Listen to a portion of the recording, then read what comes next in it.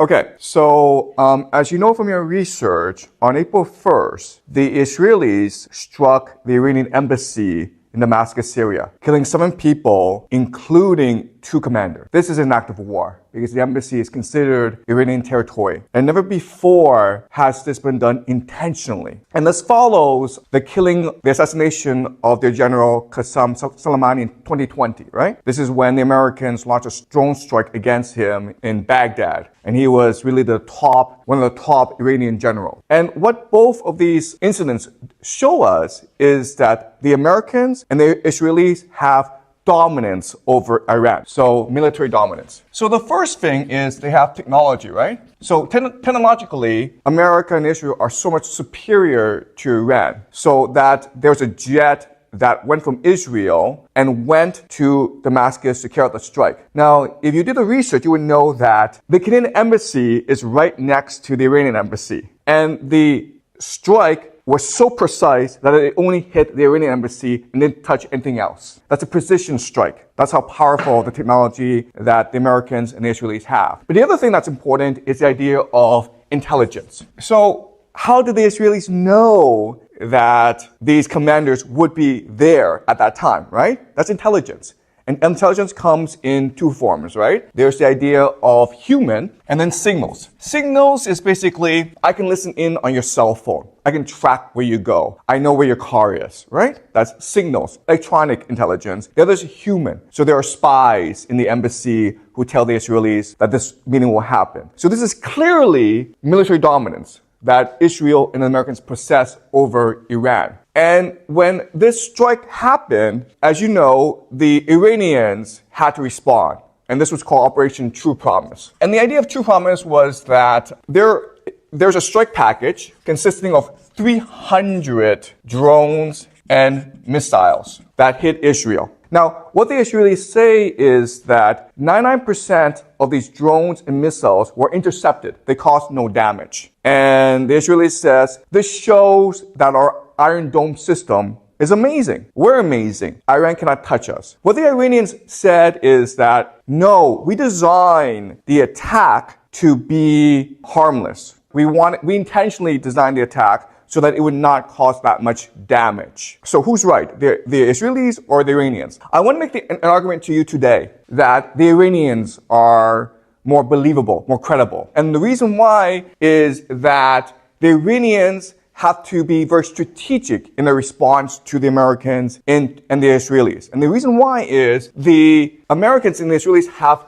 military dominance over Iran. But just because you have military dominance does not mean you'll win the war. So what I believe is that Iran and Israel are committed to a war. And it's possible that in 2 years' time, there will be a ground invasion of Iran. But it's going to take time to build up to the ground invasion. But just because the Americans and the Israelis attack Iran does not mean they will win. And the reason why is that, as you know from your research, in 2002, the Americans actually tried to invade Iran, okay? They ran a simulation called the 2002 Millennium Challenge. And the idea is, let's pretend that we will invade Iran and let's see what happens. So they divide the military into 2 teams, right? Team USA and Team Iran. Now, if you know anything about the American military, you will know that it is the most dominant, powerful military ever to exist in human history, okay? It is crazy powerful. If the entire world were to get together and said, let's go fight the United States, the world would lose. The United States has the most powerful military in the entire world. And Iran, it's a very poor country. So the United States invaded Iran and they wanted to see what would happen. And it turned out that who won? Iran won, okay? And the reason why Iran won is the idea of asymmetrical warfare. And this is a very important idea that you must know if you are to understand this conflict. So what is asymmetrical warfare? All right, let's pretend that Jack and I are enemies. We hate each other and we want to kill each other, okay? Jack has armor and he has a machine gun. I have nothing. So in most battles, Jack's going to kill me, right? But let's pretend that I live in a dark forest. And it's really hard to see in this dark forest, but I've been living there for decades, okay? So I know this dark forest very, very well. So if Jack attacks me in this dark forest, then it's possible for me to win because I can set traps, right? I can play tricks on Jack. And that's the idea of asymmetrical warfare. Even though Jack is superior, because I'm inferior, I'm forced to be much more strategic in how I fight against Jack, okay? And so asymmetrical warfare means that as long as you can define the terms of engagement, as long as you can control how the war is fought, you will win. Let's look at what this means for Iran and the United States. The United States has these aircraft carriers, and they cost like $1 billion, okay? They're very expensive, but they're very powerful. Now, in a symmetrical warfare, what would happen is Iran sends its entire navy against this one aircraft carrier of the United States. And then what happens? The United States blows up the entire Iranian navy, okay? That's what would happen. So you don't do that, okay? You do not send your navy against an American aircraft carrier. What you do instead is you send drones, okay? Or drone swarms. So what they did in the Millennium Challenge was they had these suicide boats, right? Charging these aircraft carriers. And guess what, guys? If there's a lot of them, like 1,000 of them, you can't stop all of them. And if one hits, then your boat sinks. Okay, does that make sense? Okay, this is what we call asymmetrical warfare. Now, what's important to understand is that in asymmetrical warfare, you have to control how much resources you use, okay? So, for example, this aircraft carrier costs like $1 billion. The drone swarms, okay, a drone may be $1,000 for a real one, okay? But then you have fake ones that cost $100. $1,000 are these drones that blow up, right? $100 are drones that don't blow up, right? You have 1,000 of these, and then that's like $10 million. And then you have 10,000 of these, and that's another $10 million, okay? So it'll cost you maybe $20 million to blow up a $1 billion aircraft carrier. Okay, does that make sense? And this is why Iran would win a war, because Iran would employ asymmetrical warfare, drone swarms against the American aircraft carrier. And the true promise actually showed us that the Iranians would probably use this strategy. And the reason why is that the total package, the strike package that the Iranians use costs about $10 to $30 million.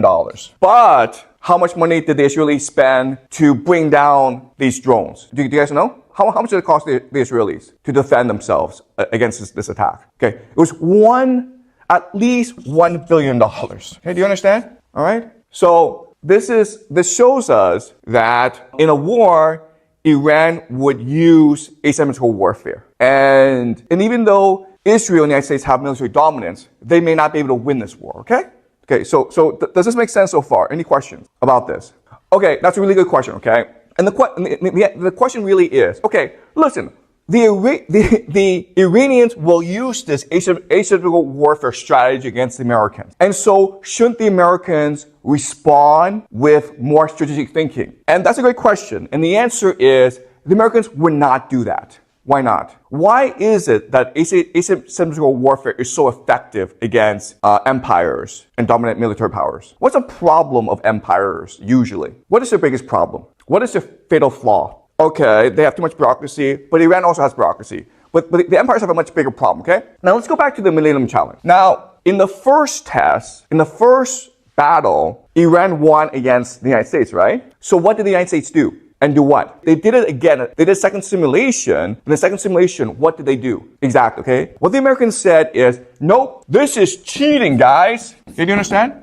Asymmetrical warfare is cheating. You cannot cheat. And then the Americans won. Does that make sense? So remember, in the first instance where you are allowed to use asymmetrical warfare, the Iranians won. In the second instance, the Americans said, no, asymmetrical warfare is cheating. So you're not allowed to use asymmetrical warfare. You must fight us directly. And the Americans won. What does this tell us about the American military? Exactly. Thank you, okay? They are inflexible. Empires are inflexible. And the reason why is the idea of hubris, right? If you're an empire, you refuse to admit your failings and faults. You become very stubborn, okay? So it's back to the example of Jack has his machine gun, his armor, right? He comes into the Dark Forest thinking like, I'm invincible. And like everyone's like, Jack, don't go into that dark forest. It's stupid. But Jack's like, no, I have a machine gun. I don't care. So that's the situation. That's why asymmetrical warfare is so effective, because it allows you flexibility and creativity, and the empire, the dominant power, refuses to be flexible and creative. Okay? Does that make sense?